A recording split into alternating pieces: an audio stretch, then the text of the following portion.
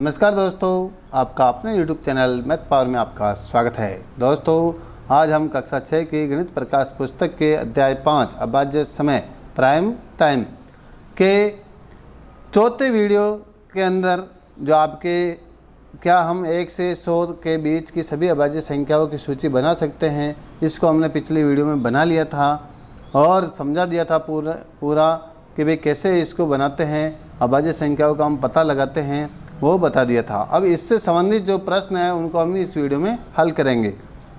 तो चलते हैं हम पहले प्रश्न की तरफ।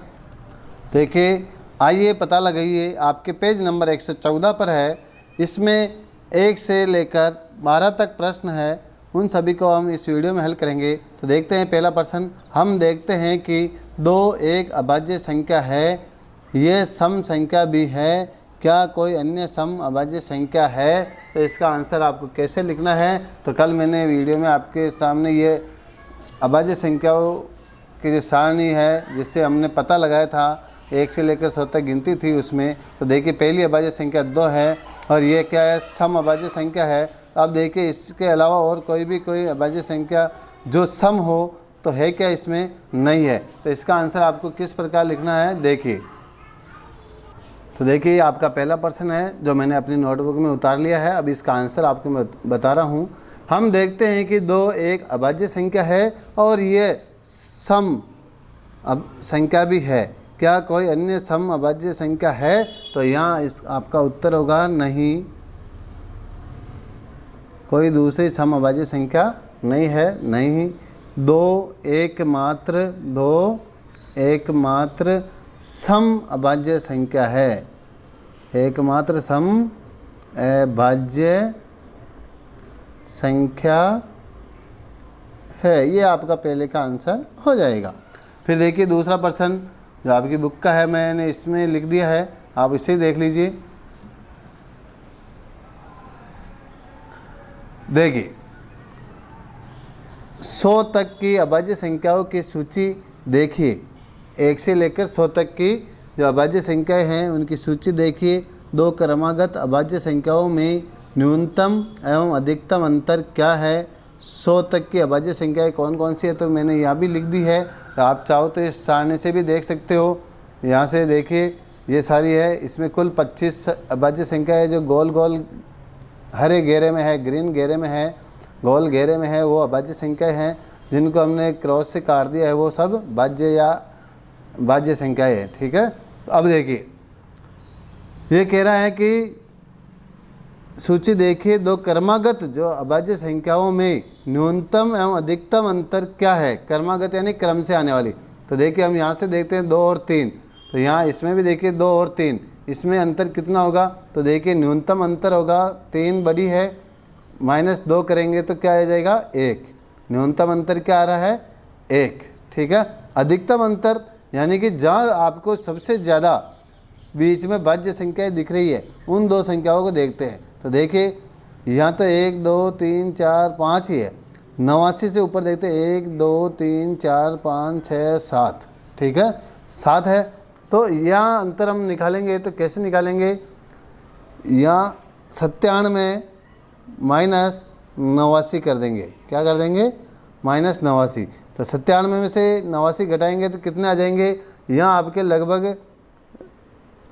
8 का अंतर आएगा। देखिए एक बार, ये मैं यहाँ घटा देता हूँ। ये 97 है, इसमें से हम 89 घटा देते हैं। 17 में से 9 गए तो 8 में 8 गए तो 0, तो 8 आएगा। तो अंतर क्या आएगा? 8। ठीक है, तो ये आपका क्या हो जाएगा आंसर? न्यूनतम अंतर 1, अधिकतम अंतर 8। ठीक है, ये दूसरे का आंसर हो जाएगा। अब है तीसरा प्रश्न। तो प्रश्न को हम देख लेते हैं, मैंने यहाँ उत्तर लिख दिया आपके। तो देखिए प्रश्न,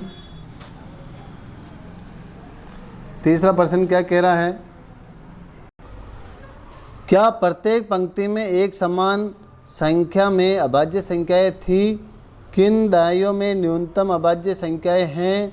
ये भी बताइए कि पिछले पृष्ठ पर दी गई सारणी में किनमें अधिकतम अभाज्य संख्याएं है। ठीक है ना, यानी कि जो हमने सारणी देखी है उसमें कौन कौन सी संख्याओं में अधिकतम अभाज्य संख्याएं हैं। तो देखिए, पहला जो प्रश्न है इसमें आपके क्या प्रत्येक पंक्ति में एक समान संख्या में अभाज्य संख्याएं थी? तो देखिए अलग अलग है। देखिए प्रथम दो में तो 4 4 है, 1 से 10 में, और 11 से 20 में 4 4 है। फिर 2 है, फिर 2 है, फिर 3 है, फिर 2 है, 2 है, 3 है, 2 है, 1 है ना, यानी सभी में अलग अलग है। तो इसका आंसर हमें कैसे लिखना वो मैंने बता दिया है। अब देखिए इसमें नोटबुक में मैंने जो लिखा है बता देता हूँ आपको। तो देखिए पहले में नहीं, हर पंक्ति में अभाज्य संख्याएं असमान है, ठीक है। फिर 91 से 100 के मध्य में अभाज्य संख्याएं सबसे कम है, जिसमें केवल एक अभाज्य संख्या 97 है, ठीक है। और इसी प्रश्न में तीसरा है 1 से 10 और 11 से 20 के दशकों में सबसे अधिक अभाज्य संख्याएं हैं, प्रत्येक में 4 4 अभाज्य संख्याएं हैं, ठीक है। एक ही प्रश्न में 3 प्रश्न पूछे गए, तीनों के आंसर इस प्रकार है, ठीक है। अब हम चलते हैं अगले प्रश्न की तरफ। अब देखिए यहाँ युग युगे से अभाज्य संख्याएं सभी पूर्ण संख्याओं के निर्माण खंड होते हैं, यानी जो पूर्ण संख्याएं होती हैं उनके निर्माण खंड होते हैं, छोटे छोटे खंड होते हैं, ब्लॉक्स होते हैं, बिल्डिंग ब्लॉक्स हैं। ग्रीक सभ्यता जो 2000 वर्षों के भी से पहले से शुरू करते हुए आज तक गणितज्ञ उनके रहस्यों को सुलझाने के लिए संघर्ष कर रहे हैं। सोच के लिए खुराक, क्या कोई सबसे बड़ी अभाज्य संख्या होती है, यानी अपनी सोच के लिए एक खुराक दे रहे हैं यहाँ कि भाई क्या कोई सबसे बड़ी अभाज्य संख्या होती है, या अभाज्य संख्याओं की सूची बिना किसी अंत के बढ़ती रहेगी। यूक्लिड, ठीक है, नाम के गणितज्ञ ने इसका उत्तर दिया। आप भी आगे की कक्षा में ये जान पाएंगे। मनोरंजक तथ्य है, किसी के द्वारा लिखी गई सबसे बड़ी अभाज्य संख्या इतनी बड़ी है कि वह 6500 पृष्ठों पर लिखी गई है, अतः हम उसे केवल एक कंप्यूटर पर लिख सकते हैं। देखिए ये मनोरंजक तथ्य बता रहे हैं कि भाई किसी के द्वारा, यानी कि जो भी गणितज्ञ हुए उन्होंने एक ऐसी संख्या लिखी है अभाज्य संख्या, जिसमें किसी भी संख्या का भाग नहीं जाता है सिवाय एक के और उसके स्वयं के अलावा। तो इतनी बड़ी संख्या उसको कितने पृष्ठों में लिखी है? 6500 पृष्ठों में, ठीक है। अब चलते हम चौथे प्रश्न की तरफ। चौथा प्रश्न क्या कह रहा है? चौथा कह रहा है कि इनमें से कौन सी संख्याएं अभाज्य हैं? तो मैं डायरेक्ट बता सकता हूँ, 23 और 37 तो अभाज्य है, 51 और 26 आपके भाज्य हैं। कैसे हैं? तो इसको हम कॉपी में इस प्रकार लिखेंगे। देखिए ये चौथे प्रश्न का आंसर है। देखिए इनमें से कौन सी संख्याएं भाज्य हैं? 23, 51, 37 और 26। इनमें से तो 23 के गुणनखंड मैंने कर दिए, 1 और 23। तो देखिए जिस संख्या के केवल 2 ही गुणनखंड होते हैं वो क्या कहलाती है? एक और स्वयं संख्या ही होती है, तो वो अभाज्य संख्या कहलाती है, अभाज्य संख्या, ठीक है। तो 23 अभाज्य हो गई। फिर देखिए 51 के अंदर किस किस का भाग जाता है? 1, 3, 17 और 51 का, तो ये कौन सी हो गई? भाज्य हो गई इसके लिए। फिर देखिए ये 37, इसमें 1 और 37 का जाता है, तो ये कौन सी हो गई? अभाज्य संख्या हो गई, अभाज्य संख्या। फिर देखिए 26 में 1, 2, 13 और 26 का भाग जाता है, तो ये कौन सी हो गई? भाज्य संख्या हो गई। तो हम इसके लिए लिख सकते हैं कि ये कौन सी है? 51 भाज्य है, 51 भाज्य है और 26 भी भाज्य है। आपके 23 और 37 क्या है? अभाज्य संख्या हो गई। तो प्रश्न 4 का उत्तर इस प्रकार लिखना आपको।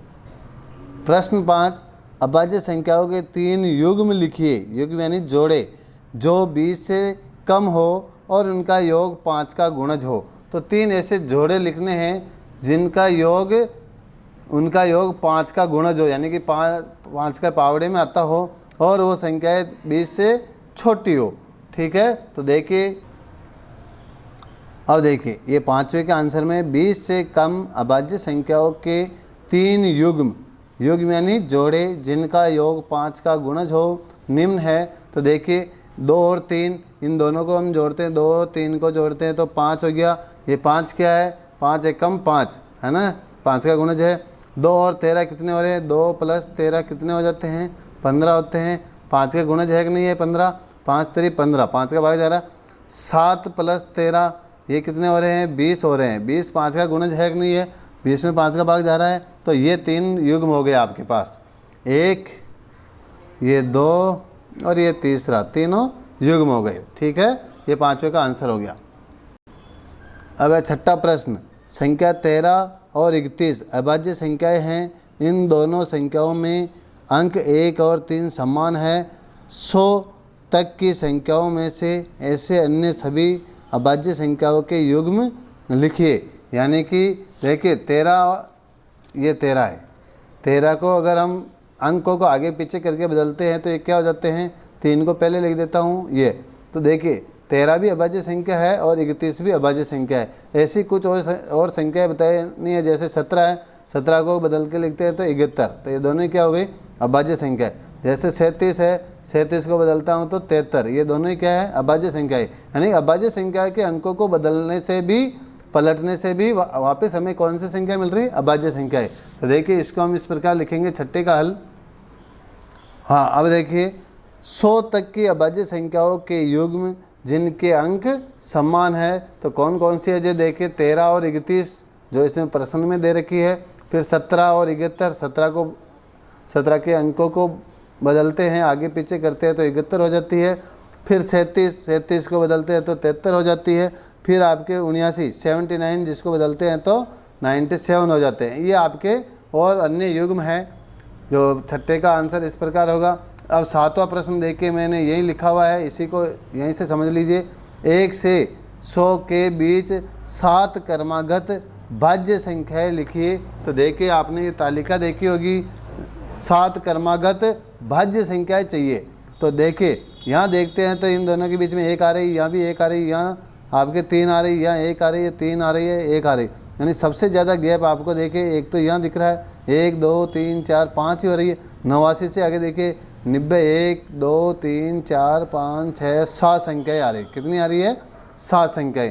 तो ये आपकी कौन कौन सी है, ये आपके 89 से, यहाँ आप लिखना चाहो तो लिख सकते हो। कहाँ से है ये 89, ये तो कौन सी है, अभाज्य संख्या जो गोल घेरे में है। उससे आगे 90, 91, 92, 93, 94, 95, 96, ये सारी क्या है, आपके भाज्य संख्याएं हैं, जो 7 है। और ये आपके 97 है। बस यही सबसे ज़्यादा आपको 1 से 100 तक की गिनती में 7 क्रमागत भाज्य संख्याएं यहाँ मिलेगी आपको, इससे पहले आपको कहीं नहीं मिलेगी। ठीक है ना, तो ये 7वें का आंसर हो गया। अब हम 8वें की तरफ चलते हैं। 8वां प्रश्न, अभाज्य संख्याओं के युग्म जिनका अंतर 2 हो जुड़वा अभाज्य युग्म या ट्विन प्राइम्स कहलाती है। उदाहरण के लिए 3 और 5 जुड़वा अभाज्य युग्म है। इसी प्रकार 17 और 19 है। 1 से 100 के बीच अन्य जुड़वा अभाज्य युग्म ज्ञात कीजिए। जुड़वा अभाज्य किनको बोलते हैं, जिन दो अभाज्य संख्याओं का अंतर 2 हो, यानी उनको घटाने पर आपका अंतर जो आता है कितना आता है, 2 आता है, तो वो आपकी क्या कहलाती है, ट्विन प्राइम्स या अभाज्य युग्म कहलाती है। ठीक है, तो इसका आंसर आपको कैसे लिखना है, देखिए ये 8वें प्रश्न का हल है, जिसमें 3 और 5 17 और 19 के अलावा 3 और 5 17 और 19 जो आपके प्रश्न में दे रखी है के अलावा 1 से 100 के बीच अन्य जुड़वा अभाज्य संख्याएं। तो देखिए 5 और 7 है, यानी 7 में से 5 घटाते हैं तो अंतर आपको क्या मिलता है, 2 मिलता है। 13 और 11 और 13 है, इनको घटाते हैं तो भी अंतर क्या मिलता है, 2 मिलता है। 29 और 31 को घटाते हैं तो भी 2 अंतर मिलता है। 41 और 43 को घटाते हैं तो भी 2 अंतर मिलता है। 59 और 61 को घटाते हैं तो भी 2 मिलता है। 71 और 73 को घटाते हैं तो भी 2 मिलता है। यानी अंतर क्या मिलना चाहिए, 2। तो यहाँ देखिए 5 में से 3 गया तो 2 मिल रहा है। ठीक है ना, 13 में से 11 जा रहे हैं 2 मिल रहा है। 19 में से 17 जा रहे हैं 2 मिल रहा है। फिर देखिए पास में और कौन सी आ रही है, ये 41 और 43 आ गई है। ठीक है, 43 में 41 गए तो 2 मिल रहा है। फिर देखिए 59 में से 61 को घटा रहे हैं तो 2 मिल रहा है। 73 में से 71 को घटा रहे हैं तो 2 मिल रहा है। इस प्रकार आपके ये संख्याएं मिलेगी। ये प्रश्न 8 का आंसर हो गया आपके। अब है प्रश्न नंबर 9, प्रत्येक कथन को सही या गलत के रूप में पहचानिए एवं स्पष्ट कीजिए।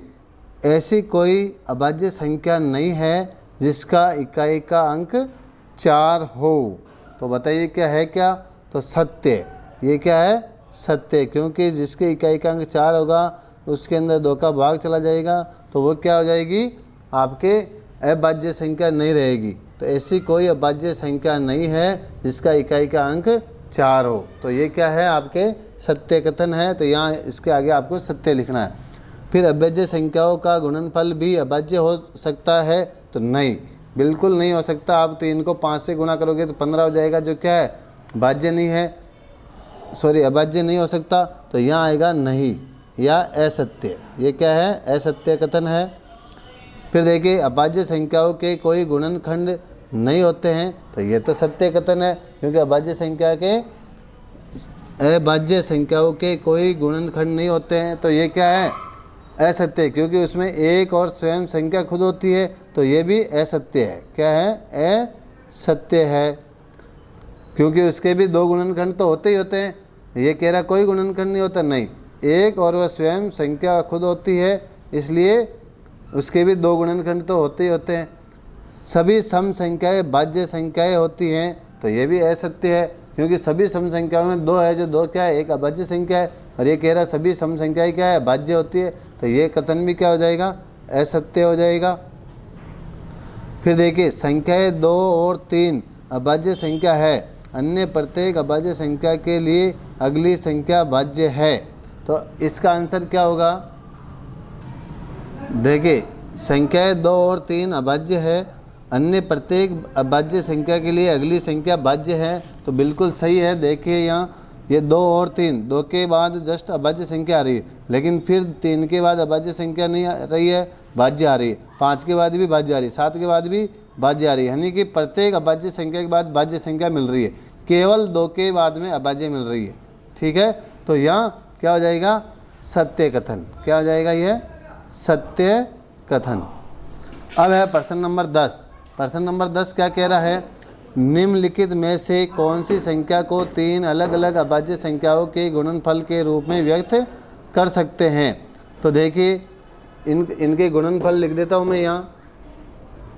देखिए 45 के गुणनफल लिखता हूँ मैं। तो 3 × 3, 3 त्रिका 9, 9 पंजो 45। ठीक है, यानी कि 3 × 3 × 5। तो इसमें 2 अलग अलग है। तो इसको हम 3 अलग अलग में नहीं कर सकते, 2 अलग अलग संख्याएं हैं।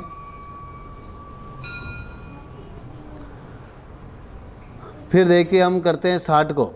तो 60 के क्या है, देखिए एक तो आपको मिलेगा 2 × 2 × 3 × 5, यानी कि 2 दूनी 4, 4 त्रिक 12, 12 पंजे 60। तो यहाँ 3 अलग अलग तो है, लेकिन 2 क्या है, 2 बार आ रहा है। तो ये भी, इसको भी हम नहीं कर सकते। तो यहाँ हम लिख सकते हैं 3 अलग अलग है, 3 अलग अलग अभाज्य संख्याएं हैं।